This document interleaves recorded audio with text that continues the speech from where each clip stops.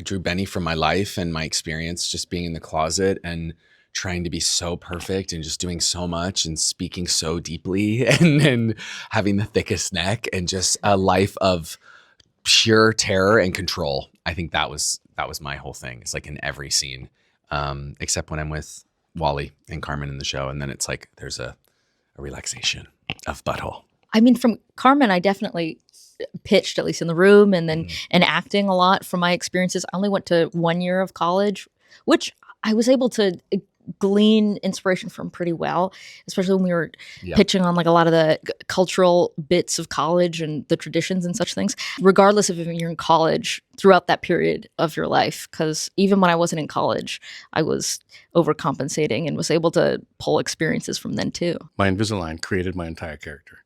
Yes, your Invisalign did create your entire character. Yeah. I could argue that I could argue that the Chow Chows created my entire character. And there you have it. I never really had a mentor like George is to Benny.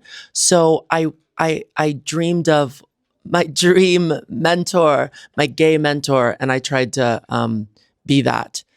And I was a little meaner than I think I would have liked for myself, but it was really fun to play. And you worked at a bodega for a bit to prepare. And so, yeah. And I worked at a bodega in New York. 3rd and 33rd. Okay, Murray Hill. Finance bros, they get me. Just, the worst kind of guys I knew growing up. A lot of hockey players that I met and played hockey with. Life experience of just sort of thinking mean thoughts, but not always saying them. And Grace really does. She says everything she's thinking. And she has a lot of depth. So I do feel like the character is pretty similar to me in a lot of ways. So I felt very prepared to play this character. Just slightly older than these young kids. It's sort of the Lisa Vanderpump to these Vander.